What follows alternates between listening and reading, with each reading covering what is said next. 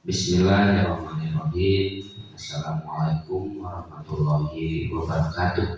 Waalaikumsalam warahmatullahi wabarakatuh. Pertama-tama saya ucapkan terima kasih kepada Bapak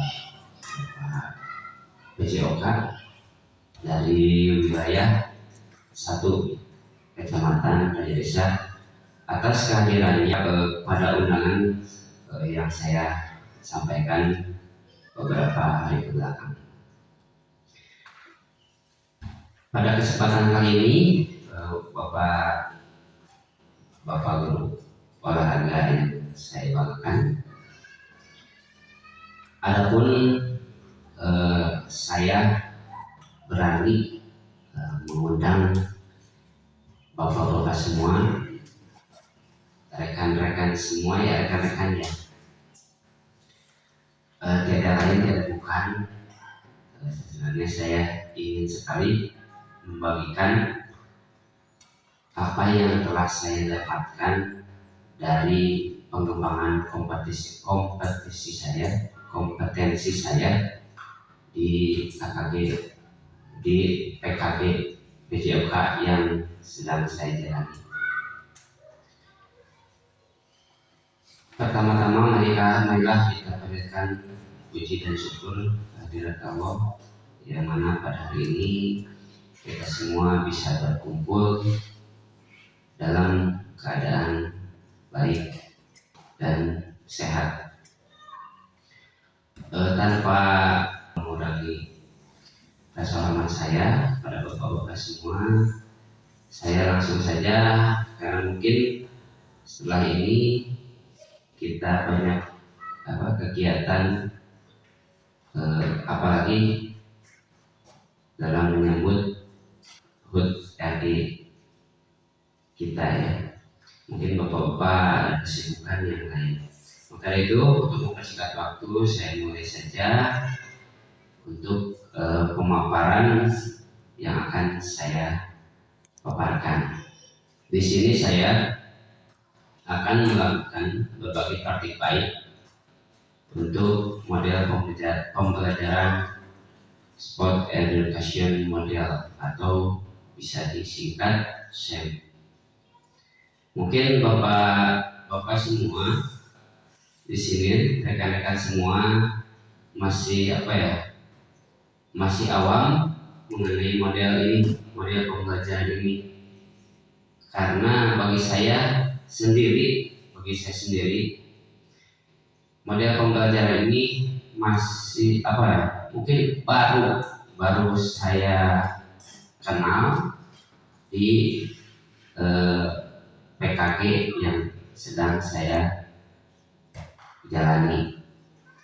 Nah, untuk itu pada kesempatan kali ini saya akan sedikit memaparkan apa itu model pembelajaran Sport Education Model atau disingkat SEM.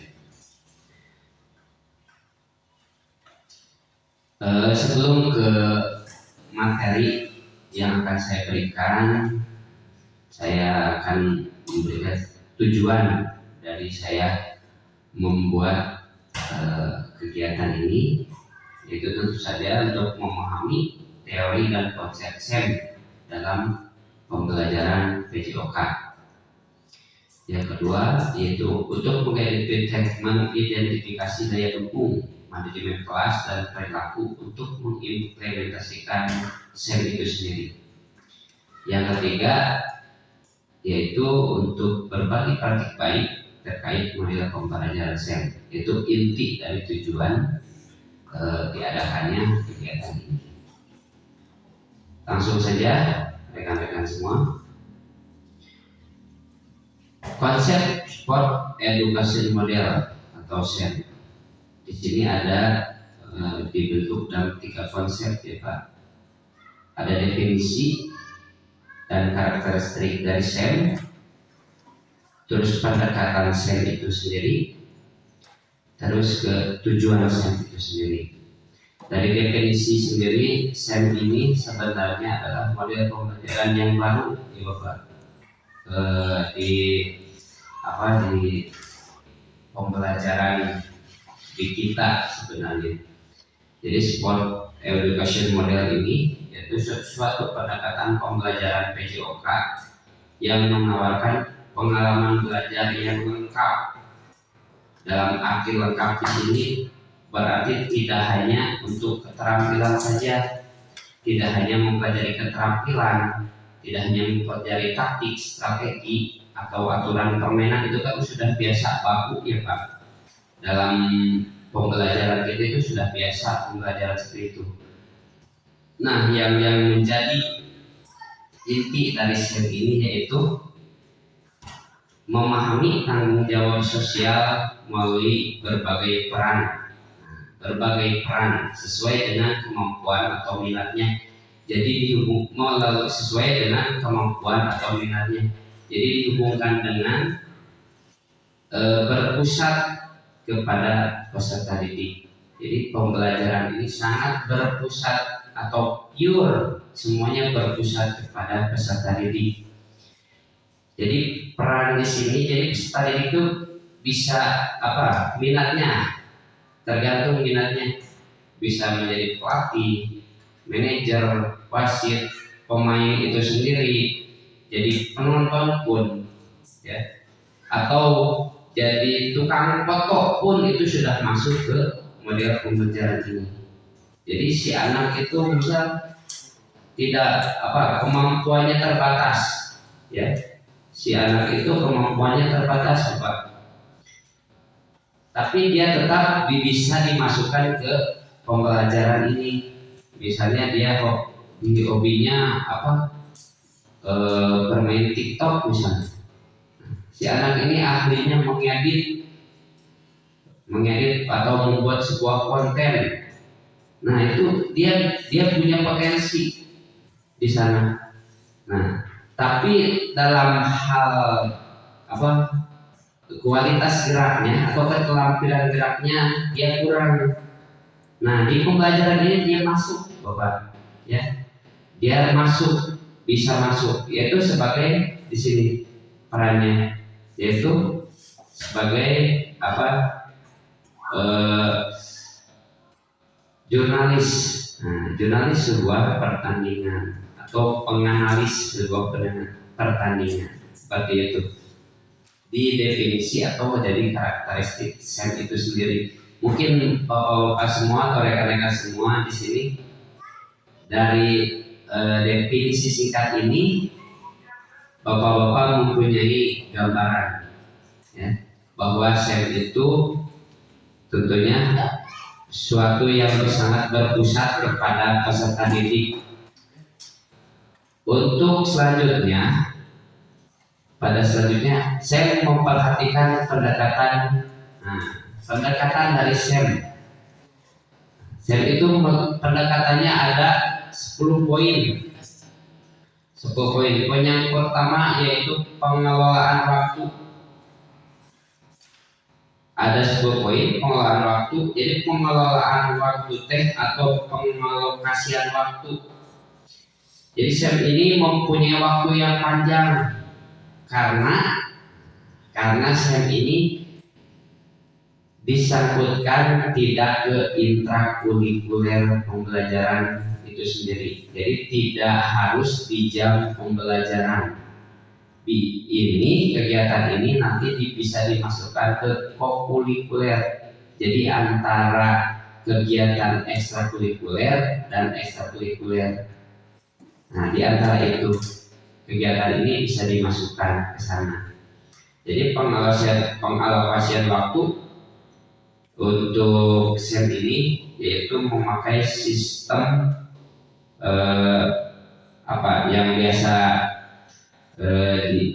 yang biasa terdengar di dunia pertandingan atau di seputar pertandingan yang ada di Indonesia itu kan ada kompetensi musim seperti itu, Pak. Nah, jadi itu kan kompetisi musim kayak seperti di liga seperti itu kan, itu cakupannya luas sekali. Nah, untuk di pembelajaran itu bisa disederhanakan seperti itu. Jadi mungkin di sini bisa 1 semester, bisa 3 bulan, atau lebih simpel lagi 1 bulan pun bisa seperti itu. Yang selanjutnya itu pengorganisasian peserta didik. Untuk perorganisasian sendiri itu kan peserta didik tentu saja sangat beragam karakteristiknya. Yang tadi saya ke definisi, balik lagi ke definisi atau karakteristik dari SEM ini. Untuk pengorganisasian peserta didik yaitu keberagaman itu bisa berimbang. Untuk kita kan kebanyakan dari SD ya Bapak, ada fase A, fase B, dan fase C. Nah, dari kelas 1, 2, 3, 4, 5, dan 6. Nah, untuk kompetisi itu bagaimana seharusnya kita mengadakan kompetisi itu jadi terlihat berimbang atau lebih kompetisi, lebih terlihat kompetisinya. Jadi kita nggak mungkin kan mengadakan suatu pertandingan kelas 6 melawan kelas 1. Betul, nggak mungkin kan? Jadi pengorganisasian di sini kita bisa merandomkan mereka. Jadi kakak-kakak kelasnya bisa bercampur dengan adik-adik kelasnya. Jadi bisa mengimbangi fase atas dan fase bawah, itu bisa dimodifikasi atau dirandomkan untuk pesertanya. Seperti itu. Untuk poin yang ketiga itu ada berbagi peran. Berbagi peran di sini yaitu berbagi peran dalam tim. Mengambil peran tergantung aktivitasnya, seperti menjadi pelatih atau manajer atau juga pemain atau juga sebagai pencetak skor. Jadi di SEM ini pengambilan peran ini adalah mungkin yang paling menonjol ya. Yang paling menonjol dari pembelajaran SEM ini yaitu berbagi peran. Jadi tidak hanya sebagai pemain, tapi dia jadi peserta didik juga bisa mengambil sebagai pelatih, wasit, pencetak skor, sebagai jurnalis, sebagai panitia penyelenggara, dan lain-lain. Jadi berbagi peran ini yang paling menonjol menurut saya dalam SEM ini. Untuk selanjutnya itu silakan Pak Iwan. Jangan langsung pulang Pak Iwan. Untuk selanjutnya yaitu permainan dimodifikasi. Jadi permainan ini sangat bisa dimodifikasi ya Bapak Ibu, ya Bapak-bapak. Jadi tidak ada ibunya ya. Jadi ngobrolnya dari Bapak Ibu biasanya. Ini semua Bapak-bapak semua ya Bapak. Jadi untuk permainan ini sangat bisa dimodifikasi atau juga disederhanakan seperti itu. Untuk yang selanjutnya, untuk pengenalan kompetisi musim. Jadi si anak atau peserta didik itu mengenal yang namanya dengan pengenalan kompetisi musim. Kompetisi musim di sini jadi dalam satu musim, atau kalau kita misalkan yang jangka panjang itu 1 semester. Jadi mereka tahu yang namanya, mungkin kalau bahasa kerennya itu liga ya Bapak. Jadi mereka tahu yang namanya peraturan liga itu seperti apa. Jadi yang mereka kenal, yang pasti mereka kenal itu sistem kompetisi aja. Ya, menang kalah, menang A lawan B kalah, udah seperti itu. Tapi dalam pembelajaran ini mereka akan mengenal kompetisi musim. Jadi sistemnya mereka akan mengenal sistem poin. Jadi yang kalah tuh belum tentu akan kalah ke depannya seperti itu. Jadi seperti liga seperti itu. Untuk seri selanjutnya atau poin selanjutnya itu seri kompetisi yang sudah saya sampaikan tadi. Untuk satu musim kompetisi biasanya terdiri dari serangkaian kompetisi dari tahap yang paling mudah, nanti naik level lagi, naik ke tahap kompetitif, dan level lagi ke semifinal sampai ke grand final. Jadi mereka akan mengenal level-level pertandingan yang paling mudah. Jadi kalaupun kalah sekarang masih ada harapan, itu kan masih mudah di dalam benak mereka itu. Walaupun saya kalah sekarang, mereka akan memperbaiki strategi dan lain-lain di pertandingan selanjutnya masih bisa seperti. Jadi tahapan seri kompetisi. Untuk selanjutnya pengorganisasian tim. Di pembelajaran SEM ini ada pengorganisasian tim. Dalam kompetisi, tim dapat dibagi menjadi tim yang bertanding dan ada tim sebagai penyelenggara. Jadi pengorganisasian tim ini menyangkut ke pembentukan sebuah kegiatan. Jadi sebuah kegiatan itu tidak luput dari penyelenggara atau panitia penyelenggara. Jadi pengorganisasian tim ini, jadi nantinya siapa yang akan bermain jadi pemain dan siapa saja yang akan menjadi penyelenggara atau panitia itu sendiri. Untuk selanjutnya ada poin ke-8 ya, yaitu catatan pertandingan itu mencakup dari mulai mereka berlatih sampai dengan mereka nanti di akhir acara, dan nanti akan saya sampaikan di slide selanjutnya. Penentuan juara, yaitu penentuan juara tentu saja melalui kompetisi harus ada juaranya. Jadi kembali lagi tadi ke seri kompetisi hampir sama, itu penentuan juara itu melalui sistem poin, yaitu seperti liga. Untuk selanjutnya perayaan akhir musim. Nah, di perayaan akhir musim ini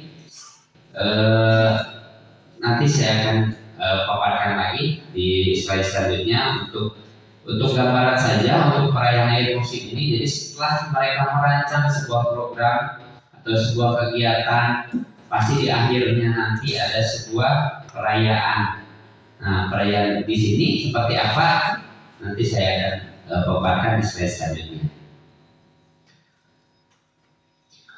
Untuk selanjutnya, tujuan dari SEM ini sendiri, kenapa kita terapkan ke pembelajaran PJOK, kenapa kita harus menerapkan SEM atau kenapa kita harus mengalami pembelajaran SEM di sekolah kita.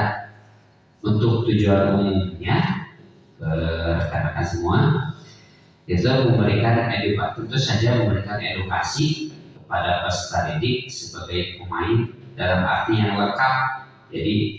Jadi bukan hanya pemain, mereka hanya bermain, tahu strategi saja, tahu posisi saja misalnya. Tidak hanya seperti, tapi lengkap semua, mereka tahu dari mulai peraturannya, dari mulai teknisnya, mereka tahu seperti itu. Untuk antusias sebagai pelaku bidang olahraga seperti itu. Untuk pelakunya yaitu pelaku olahraga yang kompetitif. Pelaku olahraga yang kompetitif ini tujuan umumnya dari SEM ini yaitu bertujuan mengembangkan peserta didik menjadi seorang yang kompetitif dengan belajar lebih memahami taktik, strategi, dan juga nyaman dalam membangun jiwa kompetitif. Seperti itu, jadi pure semuanya pelaku olahraga yang kompetitif. Jadi yang bersaing, yang mempunyai jiwa jiwa semangat juara, mental juara, seperti itu. Untuk poin yang kedua itu tujuannya sebagai pelaku olahraga yang terliterasi. Nah, di sini ada pelaku olahraga yang terliterasi, maksudnya jadi saya bertujuan untuk mengembangkan peserta dalam literasi baik sebagai pemain, pendukung pertandingan maupun penonton atau supporter.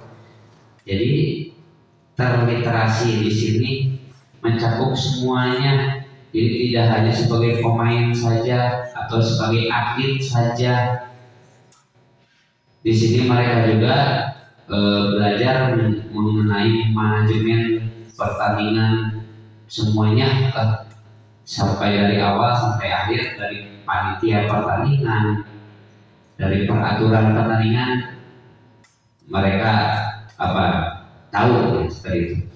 Untuk poin yang ketiga yaitu pelaku olahraga yang antusias. Ini diharapkan set ini bertujuan untuk mengembangkan dan menumbuhkan antusias peserta didik dalam berolahraga, sehingga mereka itu akan bergerak sepanjang hayat begitu. Jadi dalam mengambil peran mereka akan terlaksana. Jadi peran mereka itu akan muncul. Jadi kan dalam olahraga itu yang tidak muncul itu perannya apa? Kira-kira penonton ya. Sebagai penonton itu jarang muncul dalam olahraga. Nah, dalam sen ini itu dimunculkan, penonton itu sendiri pun muncul dalam sen ini. Jadi ada penilaian, sebagai penonton pun ada penilaian seperti itu ya Pak. Untuk selanjutnya yaitu tujuan jangka pendeknya atau objektif. Jadi SEM itu mempunyai tujuan jangka pendeknya. Itu ada beberapa tujuan yang dapat diwujudkan dalam proses pembelajaran, yaitu mengembangkan keterampilan gerak spesifik olahraga dan kebugaran.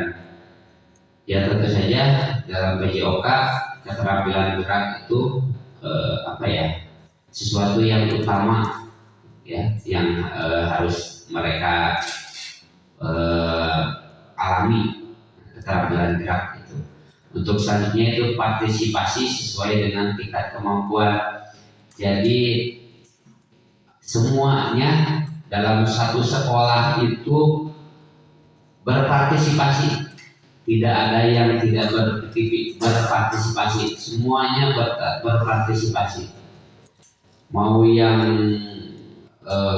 mereka ahli dalam sesuatu, mau yang mereka sebutnya kalau di sekolah itu yang pendiam sedikit, jarang gerak, mereka pun akan ikut berpartisipasi. Jadi seperti itu. Jadi untuk poin kedua itu semuanya ikut berpartisipasi sesuai dengan tingkat kemampuan mereka. Untuk poin yang ketiga itu berbagi perencanaan dan administrasi kompetisi olahraga. Jadi berbagi perencanaan di sini. Jadi mereka dapat tadi seperti berbagi peran, merencanakan suatu kegiatan, berkolaborasi, berdiskusi.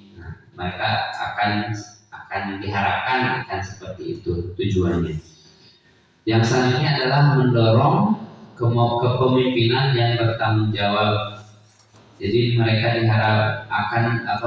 diharapkan di tujuan jangka pendek itu mereka akan bertanggung jawab dengan apa yang mereka emban, apa yang mereka pilih. Jadi mereka memilih, saya mau jadi misal mau jadi pelatih atau mau menjadi pemain karena mempunyai kemampuan. Jadi dia harus bertanggung jawab menyelesaikan dari tahap awal sampai akhir. Begitu. Untuk selanjutnya itu membangun kerjasama tim dalam mencapai tujuan bersama. Nah di sini mungkin dapat kita pahami di garis bawahi kerjasama tim. Untuk selanjutnya menghargai ritual dan konvensi yang memberikan makna unik bagi olahraga. memberikan makna unik. Di sini kita garis bawahi memberikan makna unik di sini. Tentu saja SEM ini tentu saja berbeda dengan pembelajaran PJOK yang lain yang sering kita sampaikan ke peserta didik. Untuk selanjutnya mengembangkan kemampuan untuk membuat keputusan yang rasional tentang masalah-masalah olahraga. Jadi mengembangkan kemampuan. Jadi mereka berpikir lebih ke sportivitas, lebih ke tanggung jawab, lebih ke kerjasama seperti itu. Terus yang selanjutnya itu mengembangkan dan menerapkan pengetahuan tentang menjadi wasit, pelatih dan peran lainnya. Selain mereka mengembangkan kemampuan dirinya, kemampuan personal dirinya, jadi mereka juga tahu tugas wasit itu seperti ini, tugas pelatih itu seperti ini, tugas-tugas peran yang lainnya juga seperti ini mereka akan tahu. Karena mereka nanti akan berdiskusi menurut kelompoknya masing-masing, menurut klubnya masing-masing. Untuk yang terakhir yaitu terlibat dalam olahraga dan aktivitas fisik di luar sekolah. Jadi tidak hanya di dalam sekolah saja.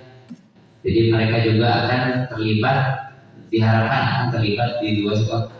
Oh, kamu ngerti nggak tentang perwasitan misal tahu nggak jadi wasit, peraturan wasit untuk tenis meja?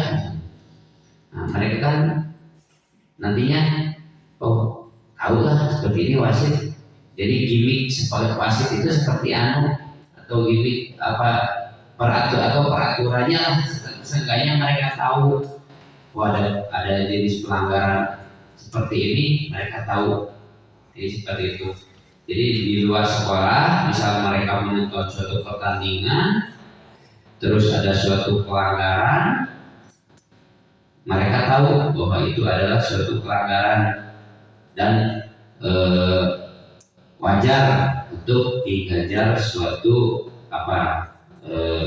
kartu misalnya. Jadi tidak protes mereka tidak ya. Jadi diharapkan di luar sekolah itu mereka menerapkan tujuan dari SEM ini. Untuk selanjutnya kita masuk ke manajemen kelas dan pengembangan perilaku peserta didik. Nah, di sini kan ada banyak pemaparan tentang manajemen kelas dan pengembangan perilaku peserta didik. Jadi rekan-rekan semua bisa membacanya dari modul yang sebelumnya sudah saya bagikan. Jadi manajemen kelas di sini diharapkan ada beberapa poin, ada 5 poin yang paling utama. Jadi di manajemen kelas itu ada rutinitas manajemen kelas. Itu manajemen kelas yang efektif bergantung pada pengembangan serangkaian rutinitas yang dipelajari dan diterapkan oleh peserta didik. Jadi di dalam rutinitas manajemen kelas ini mereka tahu alur dari suatu perencanaan. Jadi mereka tidak mengambil jalan pintas. Jadi tahap demi tahap mereka jalani seperti itu. Untuk yang poin kedua itu manajemen kelas preventif. Jadi melalui penerapan manajemen kelas preventif dalam sport atau dalam SEM, guru dapat menciptakan lingkungan pembelajaran yang struktur, kondusif dan mendukung perkembangan peserta didik dalam keterampilan olahraga, sikap sportif dan kerjasama tim. Nah, dari pemaparan tersebut saya harap Bapak semua dapat memahaminya. Untuk poin yang ketiga itu ada pengembangan perilaku yang sesuai dengan tim. Jadi jika mereka sudah memiliki tim itu sendiri, jadi jika mereka sudah memiliki tim yang mereka miliki, mereka akan merasa memiliki timnya. Jadi perilakunya akan beda pastinya. Jadi antara tim yang satu dan tim yang lain pasti akan beda perilakunya seperti itu. Jika mereka sudah merasa memiliki timnya, tim yang mereka bentuk. Untuk poin yang keempat itu pengolahan waktu yang efektif. Jadi pengolahan waktu itu dibuat seefisien mungkin ya. Jadi selain menggunakan waktu kelas sebaik mungkin agar peserta didik memiliki waktu yang optimal untuk belajar, berlatih dan berkompetisi.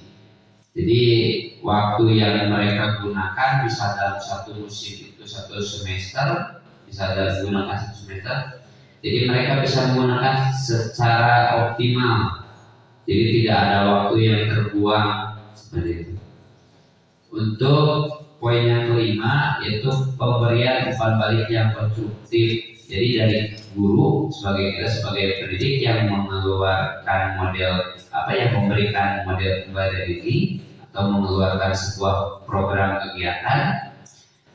Setelah mereka melaksanakan kegiatan, kita tentunya mau itu kegiatannya berhasil. Setelah berhasil, tentu kita harus memberikan kepada peserta didik itu umpan balik yang membangun, jadi tidak menjatuhkan seperti itu.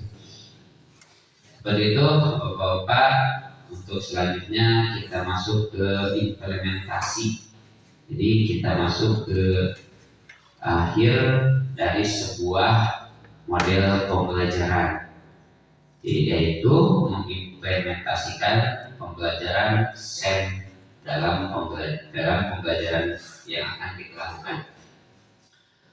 Untuk yang pertama, Bapak-bapak bisa melihat poin pertama yaitu pengelolaan musim. Jadi pengelolaan musim di sini ada poin pertama itu penyiapan musim. Ada beberapa poin yaitu menentukan tujuan musim, pembagian tim, sampai ke perencanaan dan jadwal kegiatan. Untuk poin kedua yaitu ada latihan. Itu ada perencanaan sesi latihan, pengajaran keterampilan atau pengembangan peran tim. Untuk selanjutnya ada kompetisi. Kompetisi di sini ada kompetisi internal maupun kompetisi eksternal.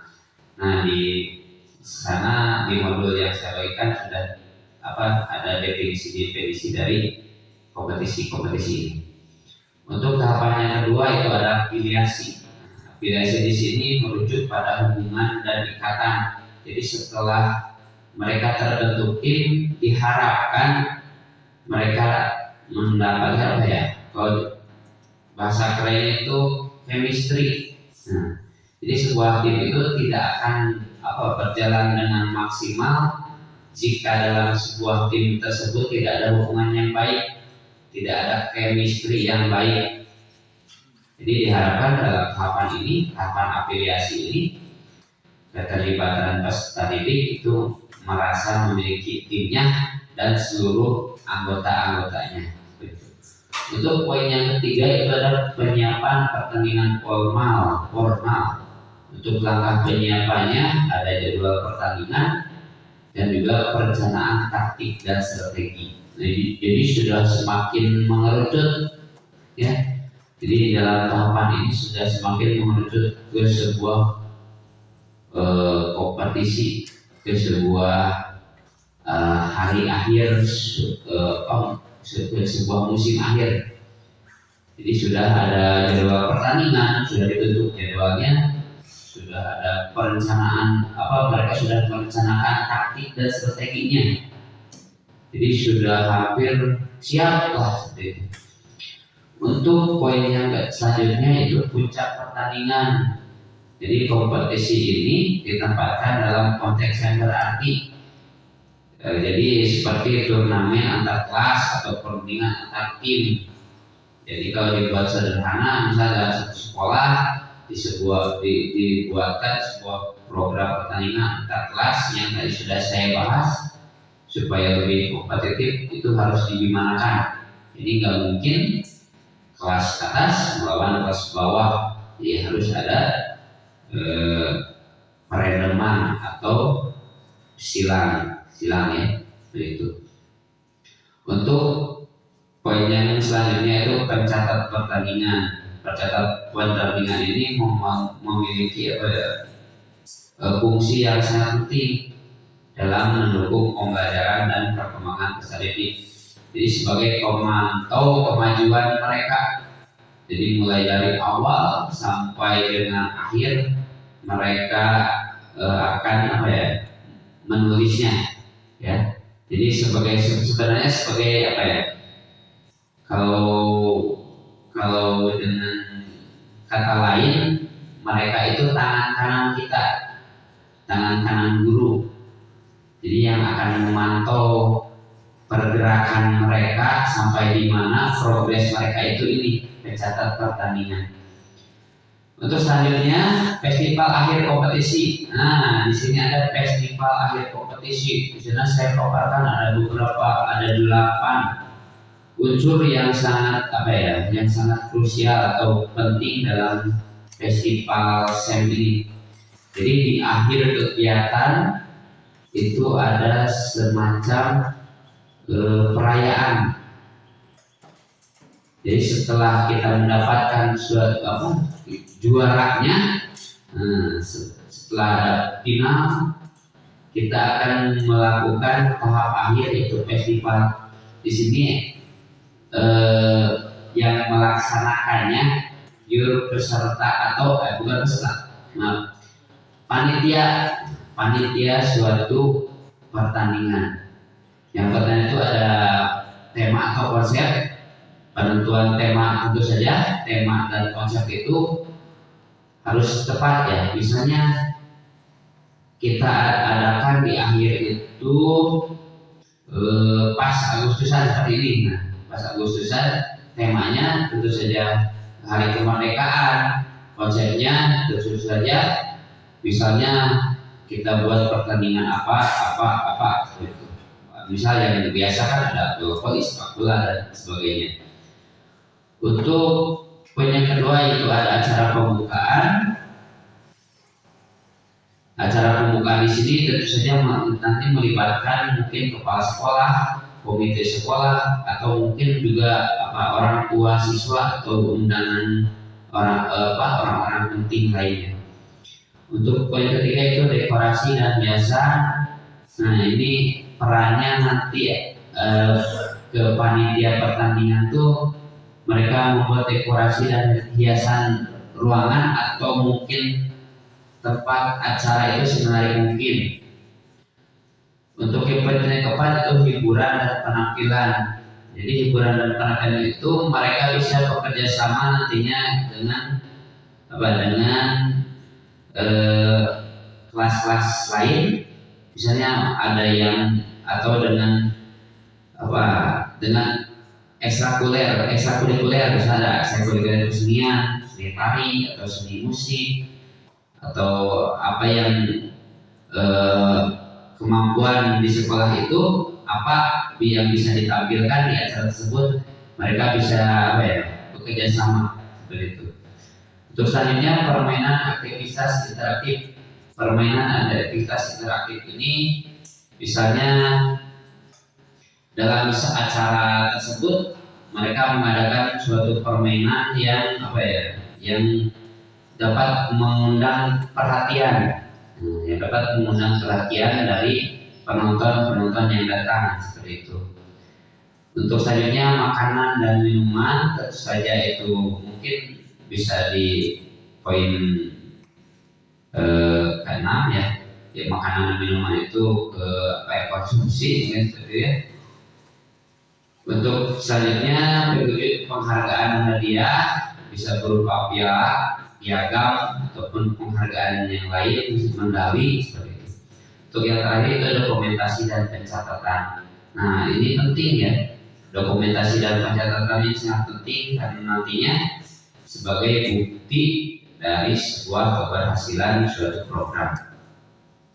Untuk yang poin ke-7 itu evaluasi dan refleksi penerapan SEM dalam pembelajaran PJOK. Poin ke-7 ini penting juga karena ini akan berpengaruh ke kegiatan yang akan dilaksanakan selanjutnya. Dari evaluasi dan refleksi ini kita sebagai guru akan misal ada kekurangan di poin anu atau di kegiatan anu. Nah, di refleksi ini kita akan memperbaikinya di kegiatan selanjutnya seperti itu. Jadi terkait SEM ini, rekan-rekan semua, kita dapat membayangkan sebuah liga, cuman dalam konteks pembelajaran. Jadi di dalamnya sangat beragam aktivitas peran yang akan dilakukan oleh peserta didik. Tentunya juga dengan bimbingan kita sebagai guru PJOK seperti itu. Mungkin selanjutnya ya terima kasih seperti itu. Untuk pemaparan SEM dari saya secara singkatnya seperti itu. Saya harapkan bapak-bapak semua dapat memahaminya dan mempelajarinya supaya di kemudian hari kita dapat berkolaborasi dan menggabungkan SEM sekolah kita dengan SEM tempat Bapak Ibu mengajar seperti itu. Jadi bisa saya punya program SEM ini, punya program SEM bisa kompetisi sebuah permainan tradisional misalnya egrang atau bakyak atau balap karung atau tarik tambang. Nah, kita bisa berkolaborasi. Boleh nih program kita itu digabungkan, jadi nantinya cakupannya luas. Jadi tidak hanya sekitar sekolah kita saja, jadi kita bisa berkolaborasi seperti itu, menggabungkan 2 sekolah, 3 sekolah, 4 sekolah. Dan jadi semakin banyak peran nantinya akan semakin meriah. Tentu juga tantangannya juga akan semakin tinggi juga seperti itu. Mungkin dari saya cukup sekian ya untuk pemaparannya. Tapi untuk mungkin dari modul yang saya berikan ke rekan-rekan semua itu kan masih ada beberapa poin lagi yang yang ada di dalam sini. Nah, itu kita akan mungkin rekan-rekan semua dapat mempelajarinya secara mandiri. Nah, jika ada yang belum rekan-rekan ketahui atau dimengerti dari sisa pembelajaran itu, rekan-rekan dapat menghubungi saya. Jadi nanti kita ada kolaborasi selain di pertemuan kita hari ini. Jadi tidak terputus hanya di hari ini. Jadi hari-hari selanjutnya saya harap rekan-rekan semua dapat menghubungi saya terkait penguatan pemahaman tentang pembelajaran SEM ini. Mungkin cukup sekian. Mungkin ada sedikit yang belum dimengerti atau yang ingin dipertanyakan, silakan saya kasih kesempatan. Ada? Pak Iwan? Baik, silakan. Pak Iwan, mungkin ada sedikit. Ada Pak Iwan?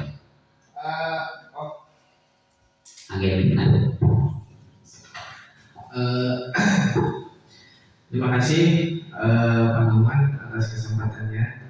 Izin bertanya Pak Numan, dari pemaparan Pak Numan itu, SEM itu merupakan jenis sebuah model pendekatan pembelajaran ya, yang dimana SEM itu jadi berbagai peran dalam pembelajaran. Nah, dalam hal ini kan setiap pertemuan pembelajaran itu udah ada materinya Pak. Terus kemudian gimana caranya kita memberi pemahaman tentang model pembelajaran SEM ini. Kaitannya dengan gimana caranya menjadi wasit, kan itu butuh waktu untuk memberi pemahaman kepada siswa. Oh, teknisnya seperti ini, oh peraturannya seperti ini. Itu kan kemungkinan waktunya itu panjang.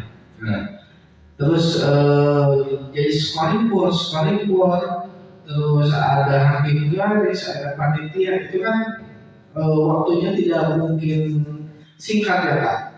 Nah, yang menjadi pertanyaan saya itu gimana caranya penerapan pemahaman model SEM ini kepada peserta didik.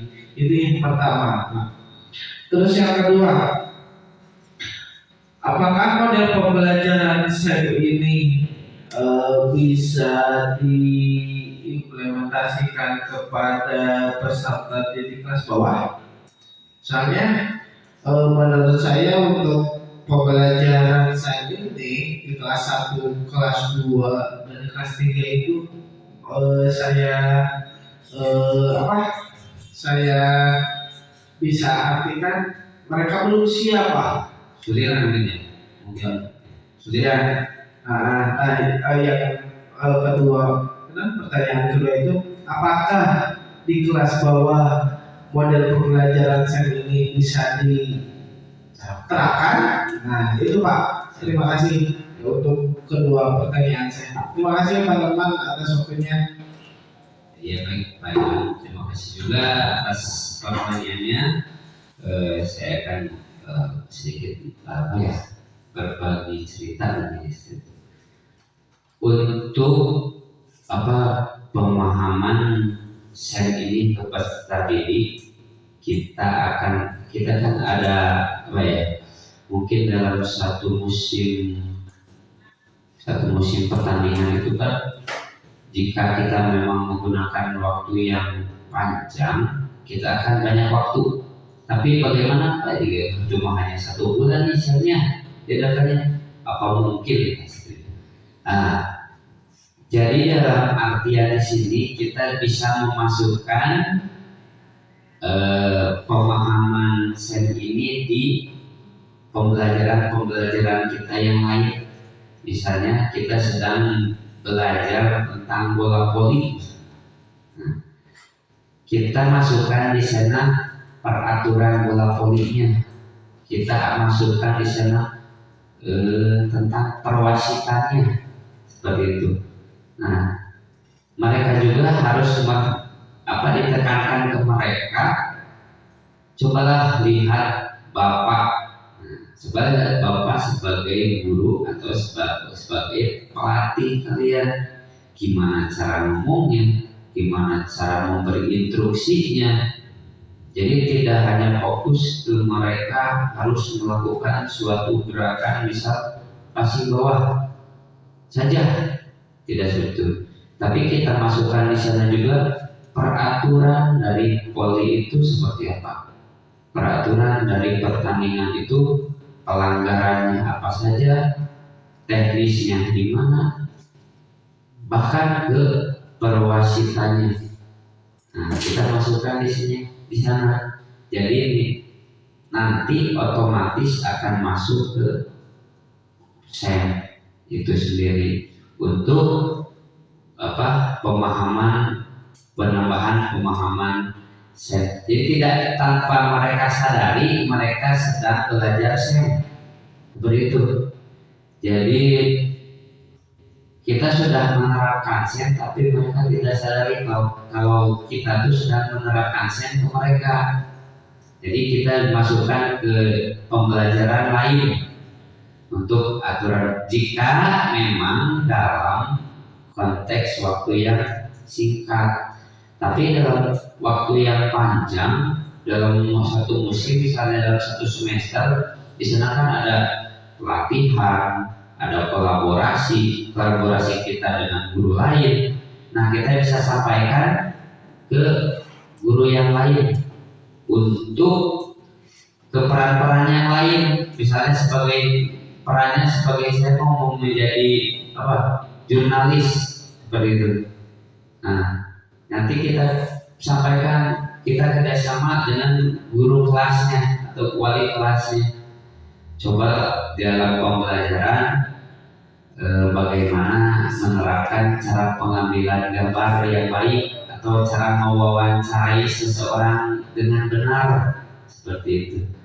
Nah, mungkin kita akan bekerja sama, berkolaborasi dengan guru-guru yang lain supaya memudahkan kita memberikan pemahaman ke mereka tentang suatu peran. Nah, tanpa mereka sadari juga mereka sudah belajar seperti itu. Jadi nanti pas di pelaksanaannya kita membagi peran, siapa yang tertarik menjadi wasit. Misal kalau apa saya nggak tahu wasit apa tugasnya ini, kan sudah diajarkan di pembelajaran kita yang lalu, misalnya dalam permainan bola voli atau dalam permainan casting atau dalam atletik, bahwa seorang wasit itu harus ini bahwa peraturan pertandingannya ini. Oh iya, sudah disampaikan. Nah, seperti kita mereka sudah kita berikan pemahaman seperti itu untuk